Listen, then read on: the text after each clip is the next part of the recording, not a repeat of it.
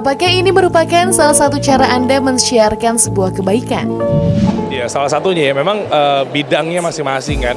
Gitu, bidangnya masing-masing. Kayak partner saya ada Renat mungkin di bidangnya, saya di bidangnya. Nah, artinya kalau ngomongin bidang berarti memang dari awal ya saya memang bidangnya di dunia itu. Ngampusnya pun juga ngambilnya dunianya itu. Gitu. Nah, artinya berarti dari hal ini kita bisa menjadi bahan syiar ya. Kita memberikan sesuatu bermanfaat buat teman-teman yang nonton. Alhamdulillah kalau teman-teman merasa bermanfaat di sini, tapi ya sekiranya memang ada yang belum mendapatkan manfaatnya ya kami mohon maaf, itulah kekurangan kami. Ya mohonlah berikan masukan dan lain sebagainya begitu. Bagaimana perasaan Anda kanal YouTube yang dijalani mampu berkembang sejauh ini? Oh ya alhamdulillah ya, biiznillah, karena Allah kami juga sebenarnya nggak nyangka. Tapi banyak yang guru-guru kita berkata bahwa berilmulah sebelum beramal. Jangan beramal sebelum berilmu. Nah artinya sebelum kita membuat satu terobosan harus punya ilmunya dulu. Maka tadi kan Mas bilang bahwa kenapa sih kok dalam waktu sekian mungkin dikategorikan cepat bagi sebagian orang, ngebut banget 12 bulan. Mungkin menurut saya sih alhamdulillah gitu ya. Tapi ada juga bilang bahwa mungkin 12 bulan lama. Ada juga bilang beranggapan bahwa 12 bulan itu atau 1 tahun itu cepat. Nah buat teman-teman yang mungkin merasakan bahwa 1 tahun itu cepat, nah berarti itulah kembali yang tadi di pasal awal bahwa berilmu sebelum beramal itu ternyata benar. Nah makanya sebelum kita ngegas di media ini, kita kuatin dulu ilmunya. Apa yang saya kurang dilengkapin sama partner saya, gitu kan. Apa yang saya punya, gitu kan, untuk menutupi kekurangan partner saya. Kayak begitu-begitu kurang lebih. Nah sehingga kita berjalan benar-benar di atas ilmu. Bagaimana anggapan orang lain melihat penampilan Anda saat ini? Iya, saya melihat ya, orang-orang Amerika naik Harley, brewok segini nih. Wah keren nih, gitu kan. Nah, saya ngeliatin orang-orang mungkin dia apa ya, artis itu bukan selebriti ya, maksudnya gambar gitu kan di luar negeri ya, pada berewokan, anak-anak skateboard pada berewokan. Ternyata hal-hal yang berewokan itu adalah mempermaco laki-laki. Nah, kalau memang dianggap ekstremis, saya juga ikutan deh kalau gitu. Ikutannya adalah bilang bahwa yaudah kita telah ayo orang-orang Amerika yang berewokan jangan-jangan ekstremis. Nah, ternyata enggak. Nah, makanya dari situ saya berpikir bahwa ya jenggotan berewokan bodoh amat mau orang-orang bilangnya ekstremis. Toh nyatanya juga orang-orang naik Harley juga nggak dibilang ekstremis. Nah, artinya saya posisikan aja. Meskipun dia naik Harley, saya naik NMAX, tapi yang penting sama-sama nggak dibilang cap ekstremis kalau untuk kedepannya mudah-mudahan ya. Nah itu sih palingan. Jadi menurut saya nggak begitu ngaruh ya masalah-masalah begitu-begitu. Bagaimana dukungan keluarga terhadap kegiatan Anda? Mungkin dulu ketika saya berada di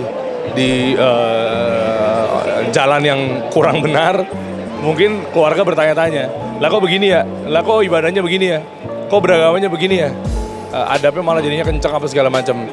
Tapi sekarang mungkin orang tua melihat bahwa ini kayaknya ini udah beda nih, kayaknya nih golongannya nih, mungkin begitu. Mungkin begitu.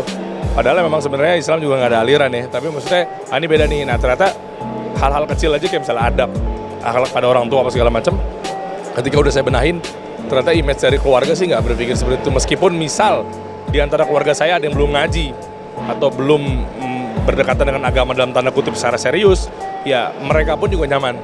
Karena saya nggak neko-neko gitu. Selama orang tua saya mengvalidasi dan memverifikasi saya bahwa kira-kira kamu hidup bernegara seperti apa, pengennya aman aja pak, pengennya tentram aja pak, keamanan negara yang penting terjaga. Ternyata dari situ itu firm banget buat orang tua saya bahwa ini emang orangnya nggak aneh-aneh.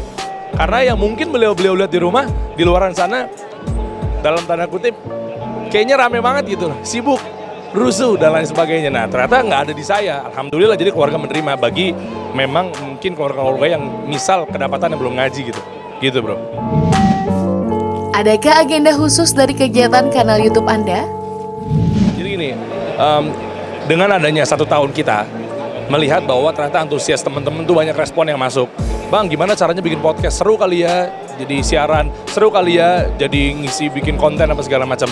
Dari situ kami terpanggil. Terpanggilnya adalah sebenarnya mereka bisa, cuma mungkin fundamentalnya belum dapat. Satu. Yang kedua adalah sebenarnya mungkin mereka mau ngegas nih bikin konten, cuma wadahnya nggak ada. Dari sini kami terpikir bahwa yuk gimana caranya sesuai dengan nama kita realisasikan aja, kita eksekusi aja, kasih solusi. Ya udah, kita kasih solusi aja buat teman-teman sekiranya di luar sana yang ingin mencobakan wadah ini agar lebih mudah. Next step kita kasih. ngepur kalau kata anak-anak mah. Jadi nggak perlu lagi lu capek-capek bangun dari awal. Nah makanya di sini di Muslim Life Fest ini kita bikin podcast kasih solusi mencari co-host. Mereka tanpa harus bikin dari nol, mereka tinggal duduk aja di meja kita nih. Nanti partneran sama saya di co-host. Dia jadi co-host, saya jadi hostnya, wawancarain orang-orang yang memang kompeten di bidangnya. Yang berikutnya adalah banyak teman-teman kita juga memulai konten, oke punya wadah, punya kamera, punya lighting, punya studio. Tapi belum punya jalan untuk bertemu orang-orang hebat di luar sana. Nah dengan hari seperti itu, ya udah cobain aja. Lu bisa dapat networking, lu bisa duduk, bisa ngobrol langsung sama ya mungkin pejabat-pejabat negara. Ya memang kita kan juga sangat support program-program pemerintah. Sehingga yang duduk kemarin kita pernah ada ex-menteri SDM Pak Sudirman Said duduk di situ. Nah dengan ada yang seperti itu mereka jadi kebuka. Oh begini loh cara aturan mainnya. Setelah itu nggak berhenti di situ. Akhirnya ketika memang mereka mau memulai kan nggak ada modalnya. Oke, gue udah dapat flow-nya nih, gue udah dapat siapa yang ilmu apa yang bisa gue sampaikan kepada mereka tektokan apa segala macam. Tapi gue nggak bisa mulainya. Nah tenang, nggak cuma berhenti di situ. Podcast kasih solusi mencari co-host. Tentunya ini dipersembahkan oleh SBC Skincare lah bisa dibilang cocok buat para ikhwan atau akhwat. Mensupport kita dengan dana yang luar biasa sehingga lahirlah total hadiah 17,5 juta rupiah yang kita bagikan kepada mereka-mereka yang sudah duduk dan bentuk apresiasi kita untuk menghargai mereka, untuk mereka juga bisa bikin konten dengan nilai yang tadi misalnya juara 1 dapat 10 juta rupiah, juara 2 dapat 5 juta rupiah, juara 3 dapat 2,5 juta rupiah. Nah mungkin dengan harapan itu banyak-banyak kayak kelahirlah konten kreator yang memang bisa mensiarkan hal-hal yang positif, begitu bro. Adakah pengalaman unik selama jalani kanal YouTube? Banyak. Jangankan di akun saya, di akun kasih solusinya aja banyak. Mungkin dia menganggap bahwa kalau di akun saya kan mungkin personal ya. Bedanya ada personal sama korporasi. Kalau korporasi paling nggak dibales. Nah makanya biasanya mereka langsung ke saya. Gitu. Walaupun di akunnya di DM kan saya juga cek-cek juga banyak ya. Gimana sih bang cara bikin konten dari nol? Gimana sih cara ini? Nah artinya selama setahun ini kita melihat euforia konten kreator tuh ternyata banyak loh. Cuma mereka nggak punya kendaraannya. Kendaraannya apa? Uang. Kendaraannya apa? Alat. Kendaraannya apa? Network. Kendaraannya apa? Ilmu. Nah, dari semua ini kita gabungin lahirlah podcast solusi mencari co-host. Apa harapan Anda ke depan? Ya media ya. Saya pengen banget menjadi media nomor 1 di Indonesia dari sisi dekat dengan penonton muslim. Itu sih palingan. Dalam bentuk TV nasional bisa, insya Allah. Dalam bentuk TV digital atau radio apa segala macamnya. Nah mudah-mudahan juga bisa berjalan dengan baik sesuai dengan target apa yang ingin kami capai. Mudah-mudahan juga bisa terus disupport sama teman-teman muslim yang ada di Indonesia karena sekitar 85 lebih ya atau 87% di muslim di Indonesia ini butuh yang namanya konten-konten atau media-media yang bisa mereka dengar, tonton, lihat atau mungkin baca secara positif. Begitu sih bro.